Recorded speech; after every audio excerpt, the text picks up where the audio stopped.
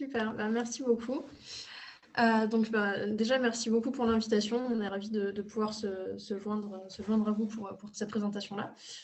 Et donc, pour se présenter, donc, je vais nous présenter tous les deux rapidement, si ça ne te dérange pas, Benjamin. Alors, du coup, Benjamin est un ancien étudiant en Master 2 Neurosciences, Comportement, Cognition à Toulouse. Donc, il a fini son Master l'an dernier.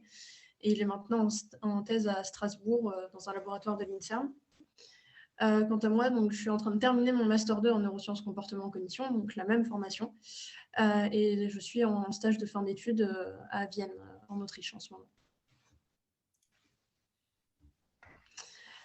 Donc pour vous présenter brièvement l'association Brainbow à laquelle on appartient, c'est une association qui a été fondée il y a 1 an et demi, un petit peu plus d'1 an et demi maintenant, notamment par Benjamin, qui a été le premier président et dont je suis l'actuelle présidente. Donc Brainbow, c'est l'association de neurosciences et d'éthologie de l'Université Toulouse 3 Paul Sabatier. Et on a 4 principaux axes de développement. Le premier étant la cohésion entre les étudiants. Le second, l'aide au parcours et à l'orientation, en organisant par exemple des conférences sur les débouchés après le master de neurosciences. On participe aussi à la vulgarisation scientifique en participant à la présentation de conférences ou à l'organisation d'ateliers. Et enfin, on promeut la transdisciplinarité en participant à des projets, par exemple Students Ex Machina, dans lesquels interviennent des étudiants ou des professionnels de différents domaines et formations.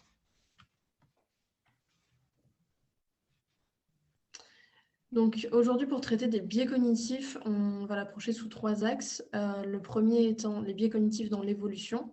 Donc qu'est-ce que sont les biais cognitifs et pourquoi est-ce qu'ils sont présents au sein de différentes espèces. Ensuite, on va parler des biais cognitifs en société, donc la façon dont ils vont se manifester au quotidien dans la société humaine. Et enfin, on va vous parler des fake news, comme l'utilisation des biais cognitifs.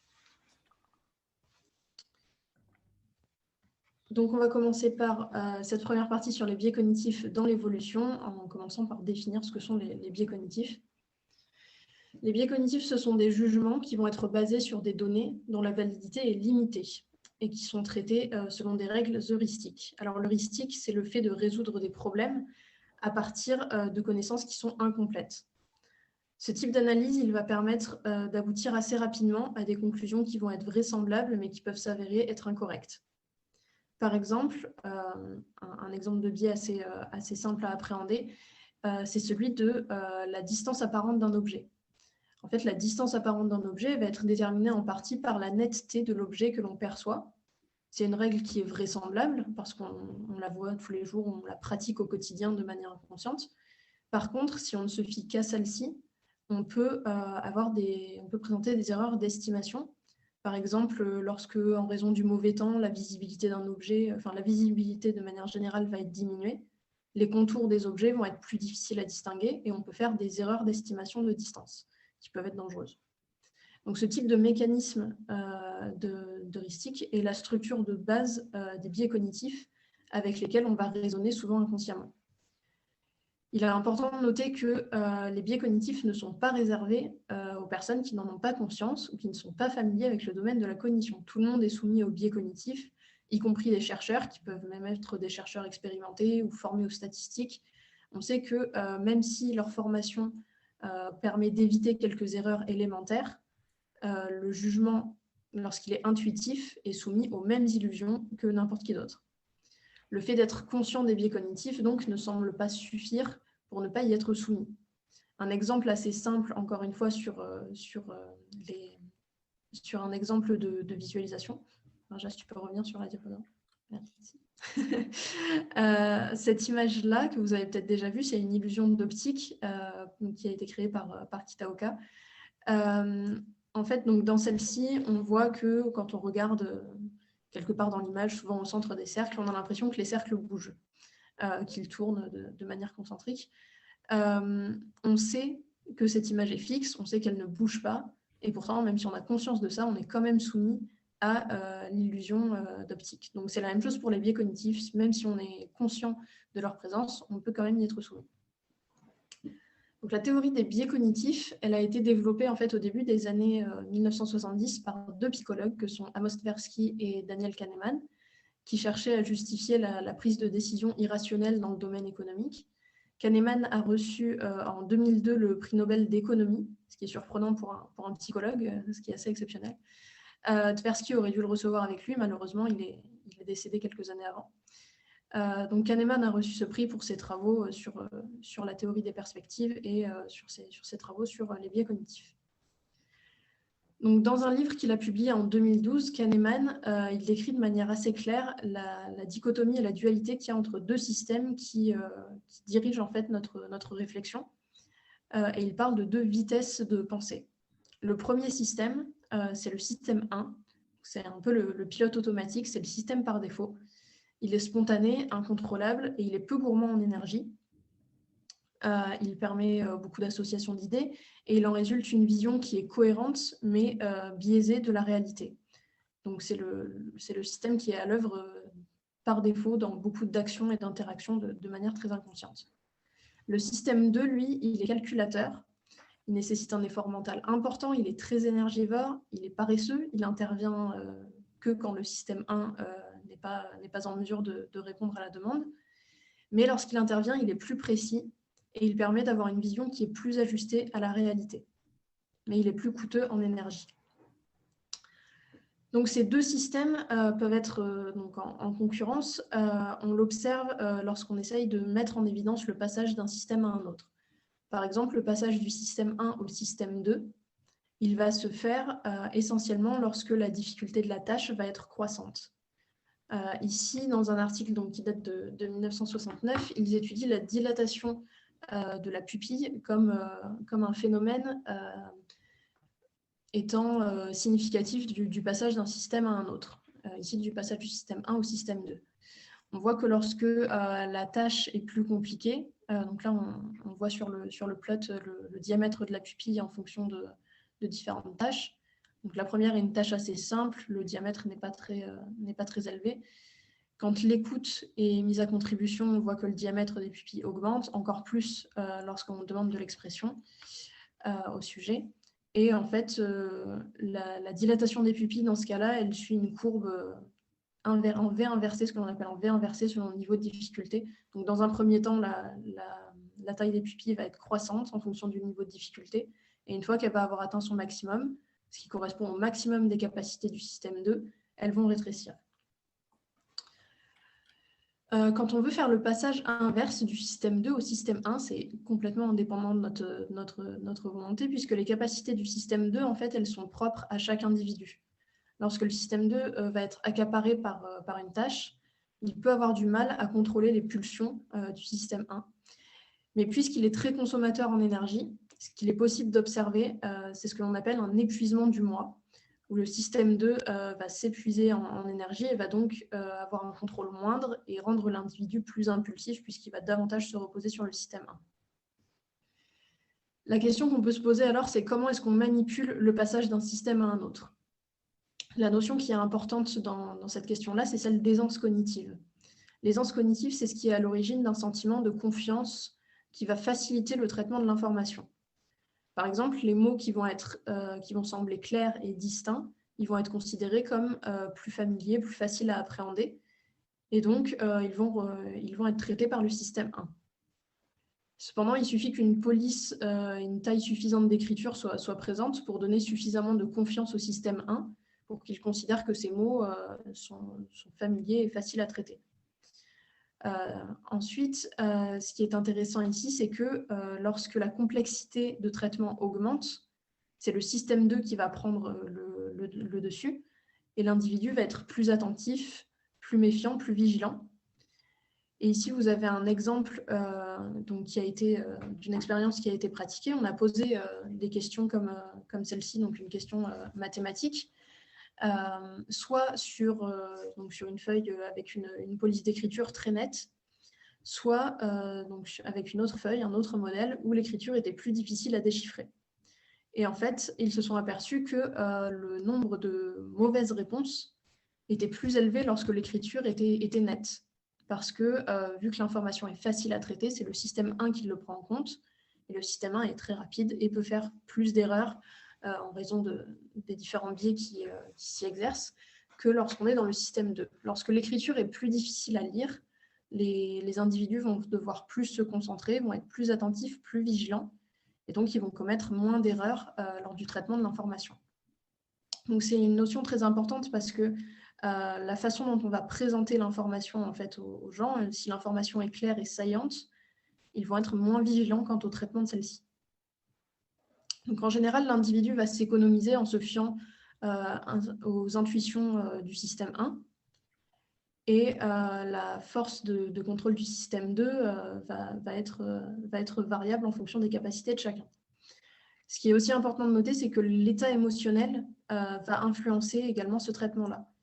En fait, lorsque l'individu va être dans un état émotionnel positif, quand il va être de bonne humeur, c'est plutôt le système 1 qui va être à l'œuvre, alors que quand l'individu va être de mauvaise humeur ou dans un mauvais état émotionnel, il va être plus méfiant, plus attentif aux informations. Ensuite, quand on s'intéresse donc aux biais cognitifs dans leur globalité, parce que jusqu'ici, donc, je vous ai parlé plus du système, mais de manière assez abstraite, ce qui ne permet pas forcément de lier ça à des événements du quotidien. Pour parler des biais cognitifs, il n'y a pas vraiment de classification officielle, mais il y a des propositions de catégories qui existent. On recense principalement ces 6 catégories qui sont souvent retrouvées. La première, c'est les biais sensorimoteurs. Les biais sensorimoteurs, Barja, si tu peux passer la diapo. C'est par exemple l'illusion visuelle que je vous ai montré en amont. Donc, c'est des illusions qui sont souvent liées au sens et ou à la motricité, essentiellement au sens. La deuxième catégorie, ce sont les biais mnésiques, qui sont en rapport donc, avec la mémorisation. On a par exemple l'effet de récence, qui est assez connu, qui est ce biais qui permet de mieux se souvenir des dernières informations auxquelles on a été confronté. Il y a ensuite les biais de l'attention. Le principal biais d'attention, c'est celui d'avoir ces perceptions qui sont influencées par ses propres centres d'intérêt. Donc, lorsqu'on va avoir des informations sur des sujets qui nous passionnent, par exemple, on va être beaucoup plus attentif. Il y a ensuite les biais de réflexion, de raisonnement. Par exemple, le biais de représentativité, qui va être le fait de considérer qu'un ou certains éléments sont représentatifs d'une population. C'est ce qui va nous permettre de faire des généralités. Ensuite, on a les biais de jugement, qui sont des déformations en fait, de la capacité à juger. Par exemple, il y a le biais d'engagement, qui est une tendance à poursuivre l'action engagée malgré la confrontation à des résultats qui sont de plus en plus négatifs. À cause de ce biais, en fait, étant donné l'investissement qui a été fait en amont, on aura plus de difficultés à se retirer d'un projet, par exemple, même si les résultats sont mauvais. La dernière catégorie, ce sont les biais qui sont liés à la personnalité, donc qui sont en rapport souvent avec la culture, la langue, l'influence sociale. Et on a par exemple le biais d'optimisme, dont on va reparler plus tard. C'est la croyance individuelle qui est que le sujet se juge moins exposé à la plupart des risques qu'autrui. C'est ce qu'on entend souvent avec la phrase de « ça n'arrive qu'aux autres ». Voilà. Ça, c'est le biais d'optimisme. Donc, la question qu'on peut se poser maintenant, et je vais laisser la main à Benjamin pour cette partie-là, c'est de savoir si les biais cognitifs sont une spécificité humaine. Est-ce qu'on est la seule espèce à être soumise à ces biais-là? Oui, effectivement, on a vu il y a peu que le droit a changé concernant la position de l'animal par rapport à la sensibilité, par rapport aux émotions. On sait que les animaux ressentent des émotions et du coup, des chercheurs en éthologie ont fait des tests de biais cognitifs. C'est pas appelé exactement comme ça, mais c'est partagé. Ils font le même type de test entre, par exemple, des cochons, des chevaux et des abeilles. Le type de test, c'est qu'on prend 2 lots. Donc, on a un lot contrôle avec un environnement enrichi. Donc, le cochon va pouvoir gambader, va pouvoir aller dans les prés, il ne va pas être parqué dans des environnements restreints. Et on prend un autre lot où le cochon est là, par contre, mis et parqué. Donc, on peut considérer que ce cochon va avoir une mentalité assez positive par rapport au test et ce lot va avoir une mentalité assez négative. Le test, il consiste en quoi? Il consiste en un enclos avec des lots de nourriture. Ici, on va avoir un coin de nourriture avec des valences négatives, donc des nourritures de mauvaise qualité. Et ici, une zone où les 2 lots de nourriture vont avoir des valences positives. On a d'abord une phase d'entraînement où les cochons doivent apprendre donc la position et la valence des différents lots de nourriture. Et dès qu'ils ont appris, on fait la phase de test où on met un lot de nourriture ambigu, c'est-à-dire qu'il est ambigu par sa position entre le positif et le négatif. Et on s'aperçoit que les cochons qui ont été dans l'option optimiste qui ont une mentalité assez optimiste ont plus tendance à aller voir la nourriture ambiguë.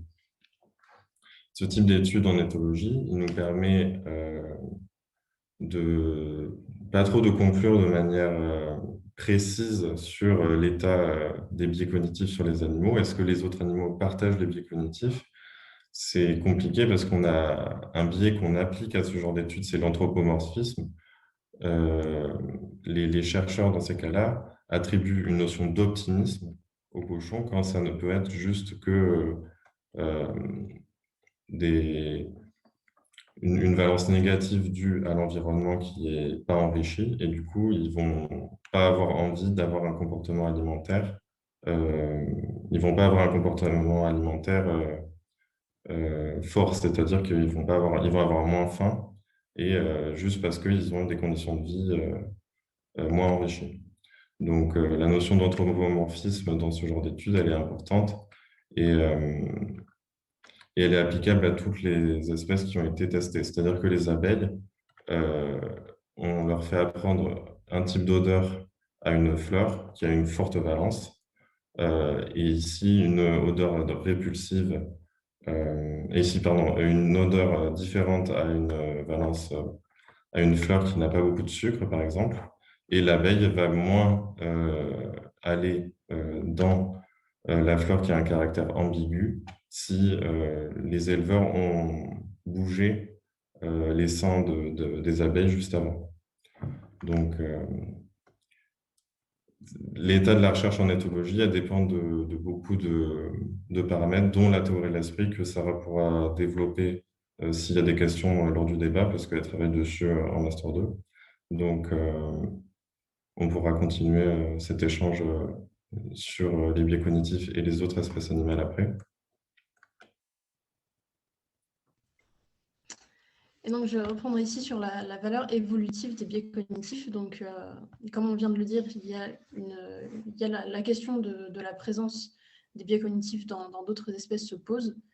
En tout cas, ce qu'il faut savoir, c'est que si une caractéristique ou un trait évolutif est conservé en raison de la sélection naturelle, c'est parce qu'il a une valeur évolutive. Donc, quelle est la raison pour laquelle nous avons ces biais cognitifs s'ils biaisent notre réflexion?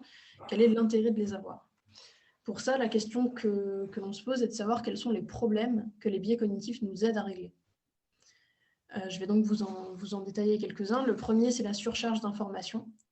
Et pour ça, on trouve par exemple le biais de simple exposition et le biais de confirmation dont on va vous reparler plus tard. Mais prenons pour exemple le biais de confirmation. C'est la préférence pour les détails qui confirment nos propres croyances existantes par rapport aux idées dissonantes. C'est un biais qui est très important, on en reparlera après dans les médias notamment. Mais ce biais, en fait, il répond au problème de la surcharge d'informations, dans le sens où c'est plus facile pour nous de prendre en compte des détails qui vont aller dans le sens de ce qu'on sait déjà, parce que ça va être beaucoup plus facile à appréhender que si on doit prendre en compte des informations qui sont contraires à ce que l'on sait déjà. Ensuite, un deuxième problème, c'est le manque d'informations. Donc, c'est l'opposé. Dans celui-ci, on retrouve par exemple l'effet de halo. De la même façon, je vais en reparler plus tard. L'effet de halo, c'est l'attribution de qualité à quelqu'un uniquement sur la base de son apparence physique. En fait, dans ce cas-là, on va avoir un manque d'informations sur, par exemple, la personnalité de la personne qu'on a en face de nous. Et on va donc faire du remplissage en faisant des suppositions parce que certains traits, notamment l'apparence physique, sont positifs. Donc, on va avoir tendance à étendre cette valence positive à d'autres aspects de la personne que l'on a en face de nous. Un autre problème, et qui est sûrement le plus en lien avec la survie, c'est le besoin d'agir vite. Pour cela, il y a l'exemple, par exemple, du biais d'excès de confiance, que je vais détailler plus tard en tant qu'exemple de modèle évolutif. Le biais d'excès de confiance, en fait, c'est le fait d'avoir confiance en notre capacité et que dans la réalité, la plupart de cette confiance soit exagérée.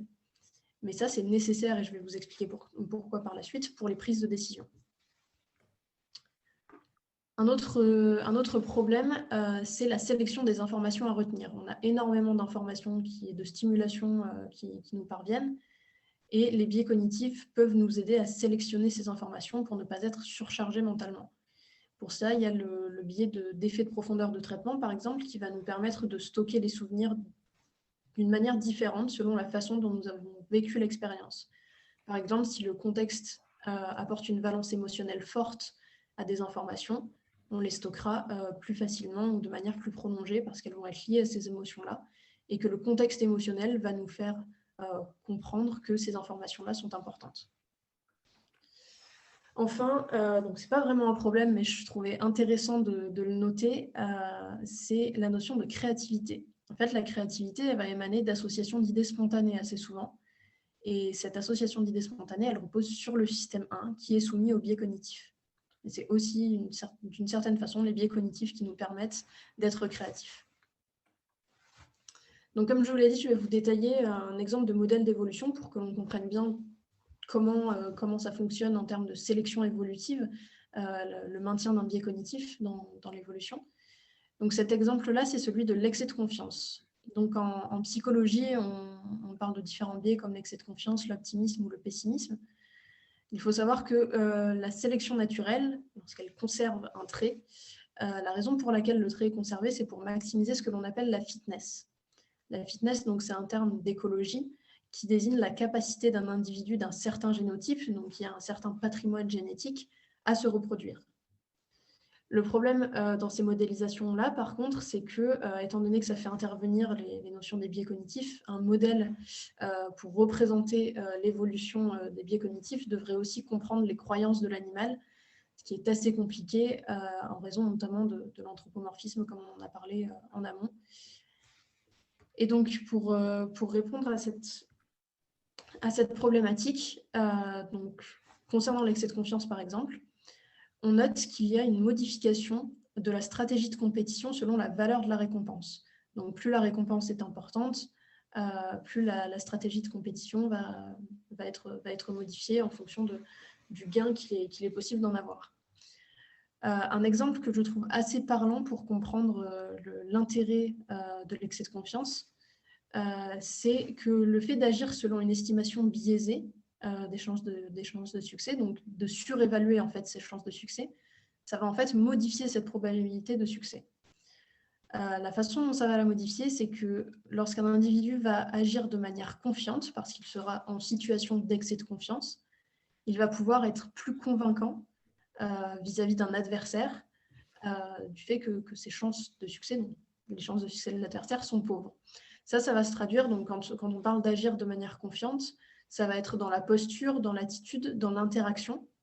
Et en fait, ça va permettre parfois d'obtenir une ressource à moindre coût puisque l'individu va éviter le combat. Je vous ai mis un petit schéma à côté, par exemple, si on a deux gorilles qui se disputent de la nourriture, si l'un des deux gorilles agit de manière confiante en montrant des signes d'agressivité ou une posture confiante, il est probable que son adversaire sous-estime du coup ses propres chances en se disant qu'il n'aura pas la possibilité d'obtenir cette nourriture. Et du coup, il n'y aura pas de combat entre les deux, il n'y aura pas d'altercation, il n'y aura pas d'énergie dépensée dans ce conflit, ce qui va permettre à l'individu qui fait preuve d'excès de confiance d'obtenir sa ressource à moindre coût et de s'économiser. Donc, ce qui est intéressant avec cet exemple, c'est que on voit que les stratégies qui sont non biaisées, elles sont fiables dans des conditions limitées. Donc, si le contexte est propice à ce que l'énergie soit dépensée, ça fonctionne. Cependant, l'excès de confiance il permet une stabilité dans une gamme de conditions plus large. C'est-à-dire que si la nourriture vient à manquer, si l'espèce est en nombre assez restreint, l'excès de confiance va permettre d'avoir des récompenses et d'évoluer et d'améliorer la fitness de manière efficace. Notre exemple de l'excès de confiance, il va permettre donc ce biais-là de booster l'ambition, la résolution, la persistance et surtout la crédibilité au bluff, comme je vous l'ai expliqué, ce qui va augmenter en fait le profit des individus. Et puisque ça augmente le profit, ça augmente également la fitness et c'est favorisé par la sélection naturelle. Donc, à présent qu'on a eu cet exemple et donc cette première définition des biais cognitifs, ainsi que l'explication de leur présence et pourquoi ils ont une utilité, on va parler des biais cognitifs en société et de l'influence qu'ils ont dans notre vie quotidienne, dans la société humaine. Pour cela, je vais vous présenter plusieurs biais en expliquant donc leur manifestation à travers des expériences scientifiques. Le premier biais dont je vais reparler, c'est celui de l'effet de halo. Donc, je vous en ai parlé en amont. C'est celui qui fait que l'on attribue des qualités à quelqu'un uniquement sur la base de son apparence physique. Il y a une expérience très intéressante qui a été menée par Effran en 1974, qui est ce que l'on appelle une tâche de jury simulé. Donc, en fait, on va présenter à des sujets des dossiers en accusant une certaine personne d'avoir commis un acte illégal.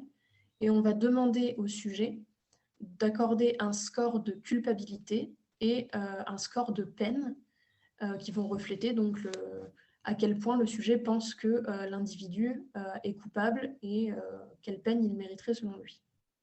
Ce qu'ils ont fait dans cette étude, c'est qu'ils ont remis donc ces dossiers à différents groupes de sujets, soit avec une photo d'une personne attirante, soit avec une photo d'une personne qui n'est pas considérée comme attirante, soit sans photo.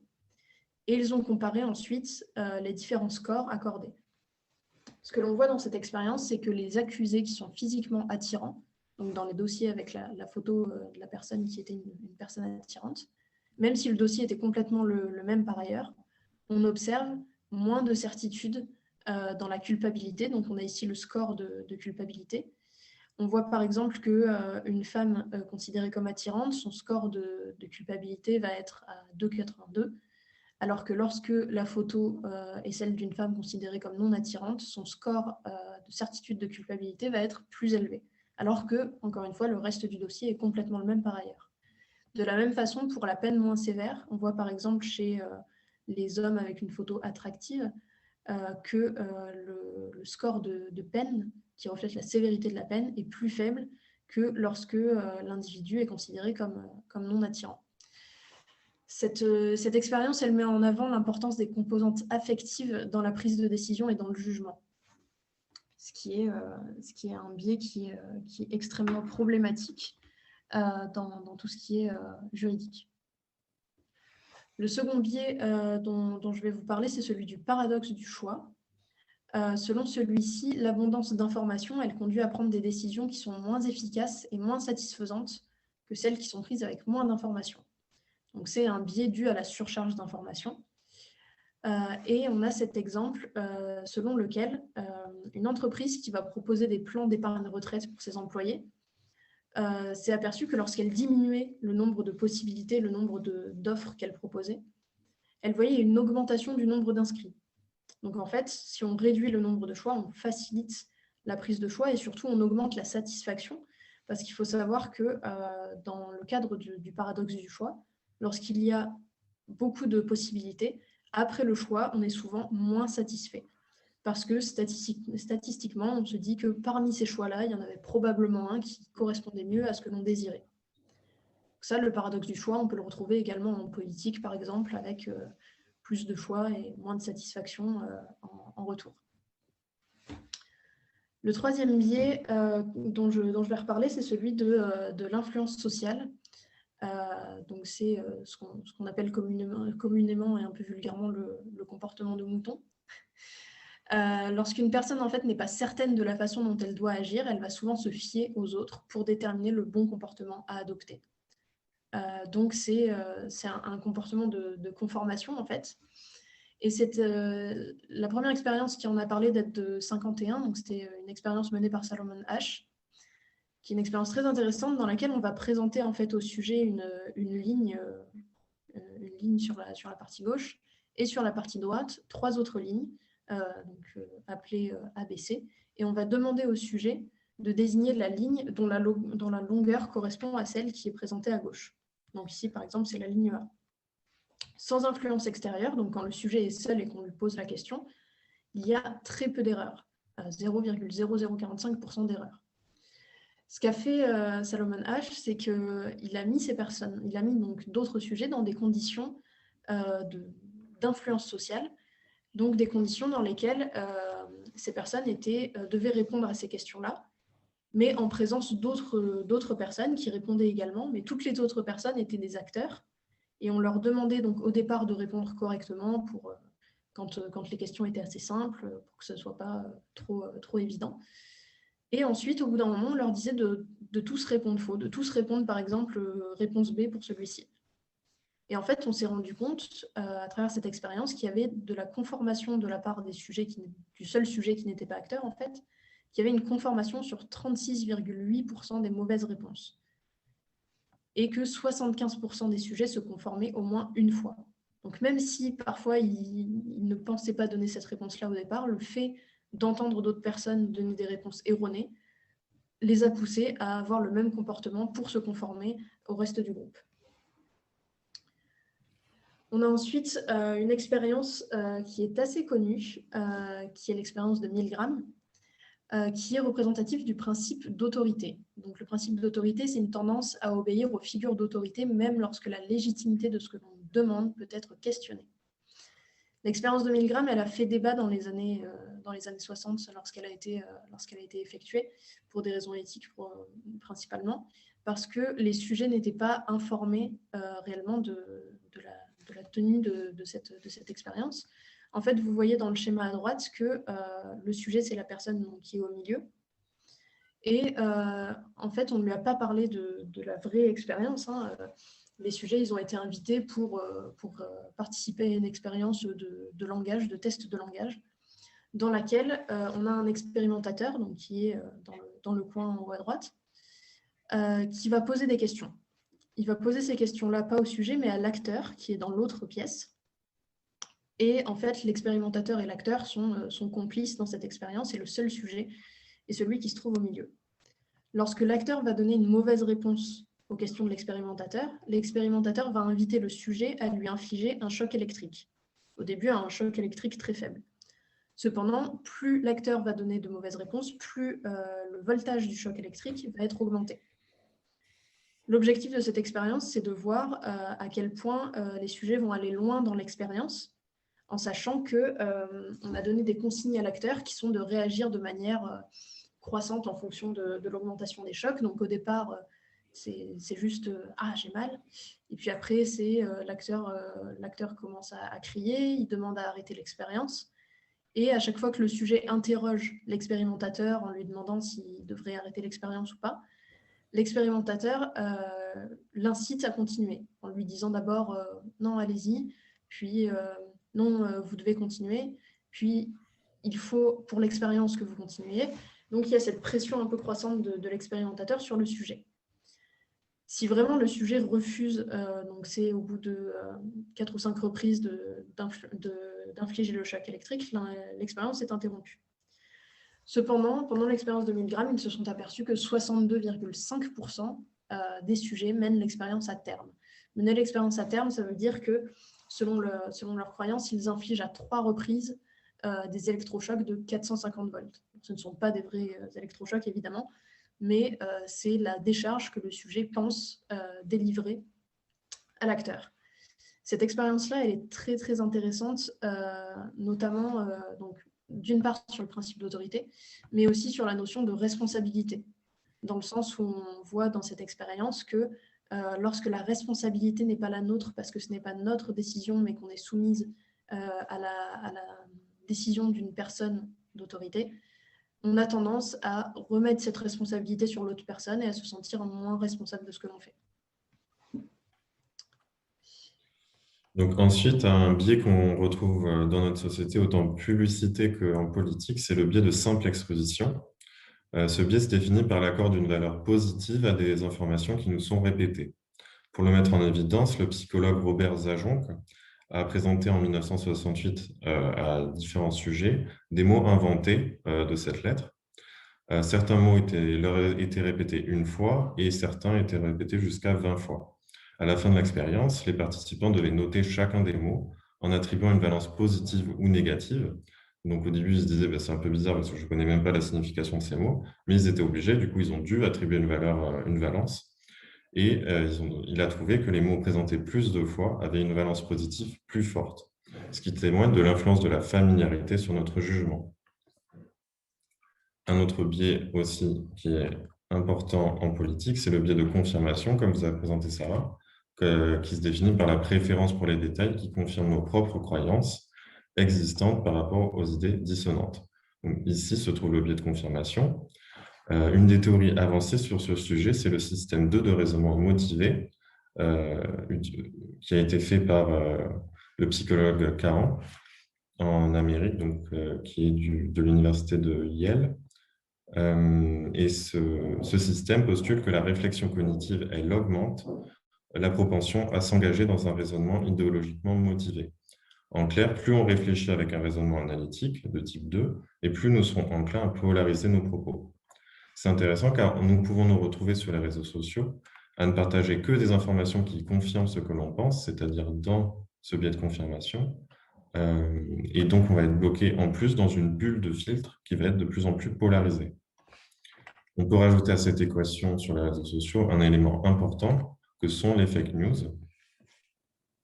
Les fake news, c'est quoi? Ce sont des fausses informations qui vont imiter la forme d'un contenu d'actualité, des articles, des photos, des vidéos, mais qui ne possèdent pas ni la crédibilité ni l'exactitude des normes éditoriales. Elles peuvent être partagées par mésinformation, la personne ignore que c'est une fausse information, ou désinformation, c'est-à-dire que la fausse information, là, est partagée dans le but de tromper le lecteur. Le partage à grande échelle de fausses informations, il ne date pas bien sûr des réseaux sociaux, il a pu s'observer par la propagande d'État en temps de guerre, mais néanmoins ici, quand on parle de fake news, c'est uniquement de partage de masse de fausses informations permis par les réseaux sociaux.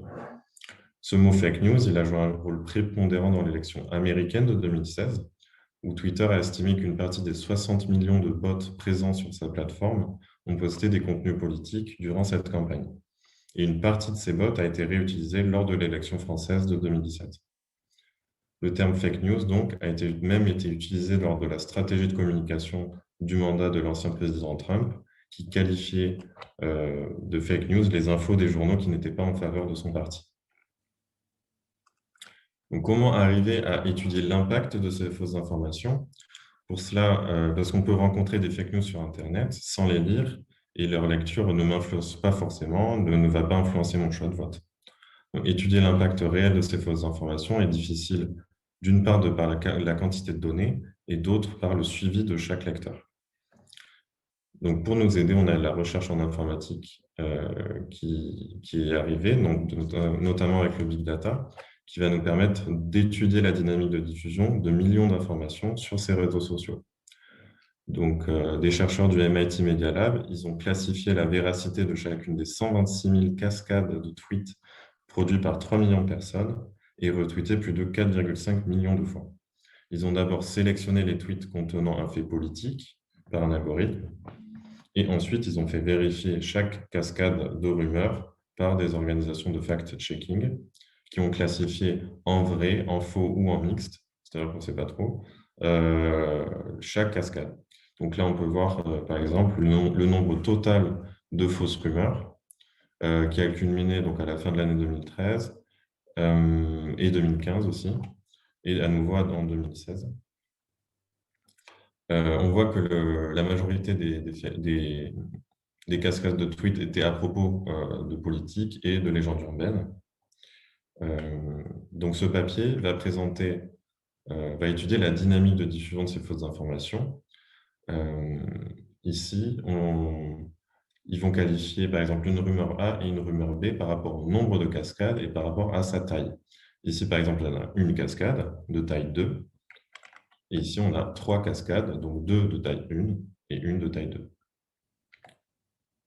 Afin de représenter les résultats, ils vont utiliser une fonction de distribution cumulative pour divers paramètres. Donc, comme je vous ai dit, pour la profondeur, pour la taille de la cascade et aussi pour le nombre de minutes, le temps nécessaire en fait, pour atteindre cette profondeur et le nombre d'utilisateurs uniques.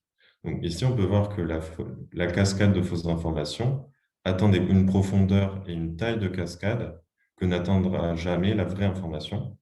Et le temps que met une fausse information est 10 fois plus rapide pour la même quantité, pour le même nombre d'utilisateurs. C'est-à-dire qu'elle va toucher une fausse information va toucher 1000 personnes en beaucoup moins de temps que le fera une vraie information. Et cela, c'est vrai encore plus fort pour des informations politiques, des rumeurs politiques. Vous allez me dire, d'accord, très bien, mais en fait, si ça se trouve, ce sont les bots présents sur les plateformes qui augmentent la dynamique de diffusion des fake news. Mais les auteurs donc, de cette publication ont vérifié cette hypothèse avec un algorithme qui s'appelle Bot-or-Not, donc maintenant Botometer, et tout le monde peut l'utiliser. Vous pouvez, par exemple, regarder si un compte Twitter est fake ou pas. Et en utilisant donc cet outil, ils retrouvent les mêmes résultats. Ensuite, ils ont revérifié la catégorie vrai, faux ou mixte par des étudiants master du MIT en leur faisant apprendre du coup à utiliser les algorithmes de classification. Et donc, ils ont dû vérifier les 13 000 rumeurs qui étaient ensuite utilisées pour le prochain point, c'est-à-dire le caractère nouveau. Pourquoi les fausses informations sont-elles plus vite transmises et atteignent beaucoup plus de personnes? L'hypothèse de ces auteurs, c'était le caractère de la nouveauté de ces informations. Imaginons que pendant 6 mois, je regarde que des tweets, j'ai que des tweets sur Macron, et aucun tweet, par exemple, sur Marine Le Pen, et que le jour d'après, je vois un tweet sur Marine Le Pen. Le tweet sur Marine Le Pen aura un score plus élevé de nouveauté que les tweets sur Macron. Mais justement, là, du coup, on peut voir que les fausses informations ont un score de nouveauté plus fort que les vraies informations. Donc, ils ont fait ensuite la même chose par rapport aux émotions. Je ne connais pas trop le fonctionnement de l'algorithme de classification des tweets par rapport aux émotions, mais du coup, ils ont arrivé à déterminer que le dégoût et la surprise caractérisaient de manière significative les fausses informations, et ça plus que par exemple la joie ou l'anticipation. Donc ça, pour ça, ils ont utilisé des algorithmes de classification et d'attribution d'émotions aux tweets. Donc, ils démontrent, dans un autre article, ils démontrent que la diffusion d'informations sur ces réseaux comporte à la fois une structure virale et une télédiffusion. Pour être plus clair, la propagation de fausses informations comporte à la fois une diffusion virale et une télédiffusion. Pour cela, les auteurs de cet article ont défini un score de viralité. Lorsqu'il est plus fort, par exemple 50, on va avoir une diffusion virale de l'information qui va être très forte. Et si le score est très faible, on va avoir une télédiffusion qui correspond par exemple à un JT de 20 heures. Donc, ils mettent en place un coefficient de structure virale, mais ils n'arrivent pas, avec leur modélisation, à répliquer la diversité observée dans une vraie cascade de diffusion virale, comme sur Twitter. L'observation et la modélisation, donc à grande échelle, comme je viens de vous le présenter, ça nous donne des indices sur les mécanismes de diffusion, mais c'est possible aussi d'étudier cette diffusion à une autre échelle, celle de l'individu. Donc, les études sur les fake news à cette échelle, elles vont s'intéresser sur la prise de décision ou non de relayer un tweet. Nous arrivons donc du côté des sciences cognitives, de la neuropsychologie, et dans notre cas, la prise de décision, elle va concerner des informations nouvelles avec une valence émotionnelle forte. Des chercheurs de l'université de Yale ont étudié la capacité de réflexion et de raisonnement que l'on a face à une information politique. Donc, ils présentaient on avait par exemple 15 journaux présentant des fausses informations et 15 news de journaux présentant des vraies informations. Et dans ces 15 news de journaux, on en avait 5 qui étaient contraires à notre idéologie politique, 5 qui étaient neutres et 5 qui étaient pour notre idéologie politique. L'intuition, elle nous dirait que si je suis d'un parti politique et que je lis une information qui s'aligne à mon idéologie, je ne vais pas forcément prendre le temps de vérifier la source et je vais être convaincu plus facilement. Je vais même peut-être partager plus facilement la publication. Donc, les chercheurs, partant de cette hypothèse, élaborent un test de performance cognitive qui permet de mesurer votre propension à raisonner analytiquement. comme Sarah vous l'a présenté, c'est le système 2 au lieu du système 1. Donc, plus vous avez un bon score et plus vous raisonnez de manière analytique. Donc, les résultats nous montrent que l'appartenance à un groupe politique, donc ici, des news qui vont concorder à notre idéologie, donc l'appartenance à un groupe politique améliore les capacités de discernement d'informations qui vont soutenir mon idéologie. Donc ça, c'est totalement contraire à ce que l'on peut penser via le biais de confirmation. Ce qui nous amène à la corrélation entre le raisonnement analytique, donc les résultats du test, et la capacité de trouver des fausses ou des vraies informations, c'est la perceived accuracy.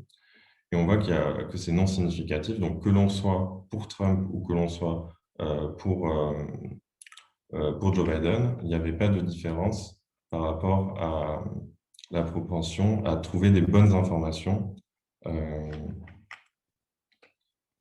ce qui donne lien au titre de l'article. Paresseux plutôt que biaisé, la susceptibilité aux fausses informations partisanes est mieux expliquée par un manque de raisonnement que par un raisonnement biaisé par nos propres idéologies. C'est important de préciser que ces recherches, elles concernent que des titres de journaux, donc avec des headlines qui étaient présentées au sujet, et ça ne concerne pas toute la lecture d'articles qu'on peut avoir et un choix de vote évident. Donc, il serait difficile d'imaginer une expérience qui va permettre de lier vraiment la vision d'une fake news et mon choix de vote à la fin dans l'urne. Ici, j'ai présenté des articles en plus qui sont en économie, qui sont en marketing, qui sont en psychologie expérimentale. Et donc, l'idée ici, ce serait, pour trouver des solutions, ce serait de combiner les dernières recherches en neurosciences et du coup, la psychologie expérimentale pour mieux connaître les limites de notre raisonnement. Je vous ai présenté un article du MIT et l'auteur de cet article a fondé le Centre pour la communication constructive qui va réunir des chercheurs en IA, en sociologie, des experts en santé et des journalistes pour justement arriver à dialoguer par rapport à ces questions de communication qui sont essentielles, notamment en ce moment avec la crise du Covid. Une peur que j'ai lue en me rapprochant des articles faits en neurosciences, c'est que certains chercheurs comparaient l'activité neuronale de sujets, donc par IRMF, avec la viralité de certains articles. En sachant que cette étude vient d'une université de communication, on peut se demander les limites qu'on peut appliquer au marketing en utilisant des outils de neurosciences parce que les firmes vont optimiser leur stratégie de marketing par rapport au fonctionnement du cerveau. Heureusement, en France, l'utilisation de l'IRM n'est pas autorisée à des fins marketing, mais dans d'autres pays, c'est autorisé, comme en Allemagne ou en Angleterre. Donc, c'est intéressant de pouvoir réfléchir à des stratégies comment dire, de blocage de ces outils de neurosciences par rapport aux firmes et de ne pas les utiliser à des fins lucratives. Des outils qui peuvent, enfin des outils, des aides qui peuvent être faites en matière de biais cognitifs, c'est de se documenter, d'éduquer la population à l'esprit critique. Pour cela, j'ai mis des différentes chaînes liées à l'éducation. Donc, il y a Science for All, Monsieur Phi en philosophie, Eduki qui parle d'esprit critique. Il y a aussi Hygiène mentale, La Tronche en biais et Déflacator. Je pense que vous connaissez déjà peut-être ces youtubeurs qui apprennent la zététique, qui apprennent à se défendre face aux biais cognitifs. Et même si on ne peut pas forcément se défendre de manière concrète même si on n'est pas invulnérable face aux biais cognitifs, c'est toujours bien d'être au courant de ses limites et d'agir en conséquence. Merci pour votre écoute.